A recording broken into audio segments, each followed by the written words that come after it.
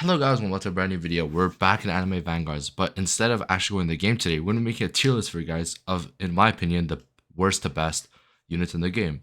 So I'm just gonna head right into it because this is gonna take a while, and I'll try to have some music or something play in the background so it's not too boring for you guys.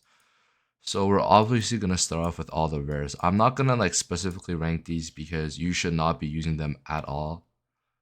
Like there's no excuse to use these unless you're doing like a meme. So yeah, so that's it. That's it for trolling. Everything else, it's questionable. Actually, I'm actually gonna switch these around. I think this one is Y and this one should be worst case scenario. So these units that I'm gonna be putting in this one is if you have nothing else, which should basically almost be impossible because you get like 5k gems from just starting the game. You can use these, but like for what? Like why using Shinzi? Like Piccolo is also very mid. Gaara's very mid. Kakashi is honestly not that bad. Kakashi is he's um he's not the worst. He is. I think he's the best of the worst case scenario. Like if you pull not a single legendary from all the gems you get from all the codes, then maybe you could use it. All right. Next, let's go on to the Y. So I've actually seen quite a decent amount of people use these three. I personally used generals when I started because there wasn't as many codes, so I didn't really get much. So I just started with like a couple legendaries, generals, and a speedwagon, which honestly isn't too bad. So if you need to, then you can use them. But as it says here, like why? There's like there's much better options. Same goes for Grimjow. Like Grimjow is just not good. Same for Gon. There are a couple legendaries that are actually like pretty decent. Like if you had no other option, like actually in my opinion, Goku Dark is one of the best story mode units overall. I put him over a lot of mythics for story mode, but his overall usefulness does tank a lot more when there's other units. I actually think Agony is very, very good. Maybe if he did a little more damage, then he'd be like definitely in the good units. However, he just doesn't do the DPS that's needed, so he's very mid. So other than that, we let's see, good units. I think every unevoed mythic can be considered a good unit. I would actually put no Chan's very good on Evo. Sungjin Woo is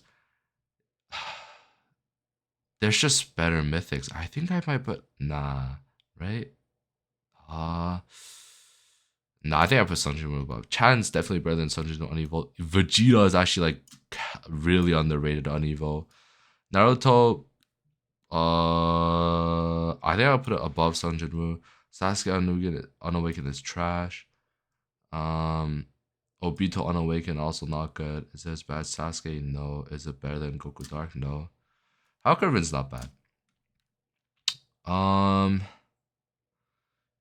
And then we have standard Alucard and standard Igris. Both very, very good cards, but there are better versions of them, so that's why they're not going directly into meta. So other than that, let's go straight into meta. So the most important unit you're always going to want to have is Speedwagon. There's barely any scenarios where you don't want Speedwagon, and he's going to be the most useful. And of course, second is going to be Igris. So I believe like normal Alucard's better than normal Igris, but once Igris gets that evolution, he becomes so strong with this like ginormous AoE and like crazy amounts of damage. I would definitely use Igris over Alucard. But Alucard's also like really good. Monarch is obviously really, really good. Evo Chayan. And then I would put let me see. I think Evo Obito just does like a solid amount of damage, so he's really hard to replace.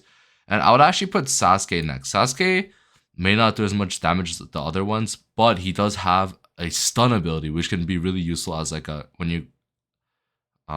when you're struggling on something, is it like a challenge or something, you can always use Sasuke.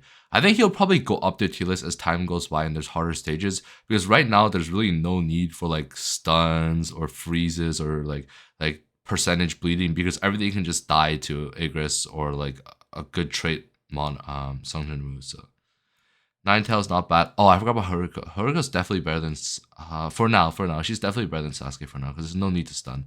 And I would actually put.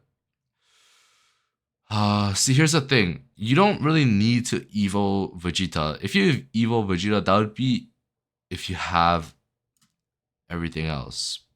If you don't have anything else, sorry, because standard Vegeta is only this high because he's so cheap and he's like really good for story mode and legend stages and that kind of stuff.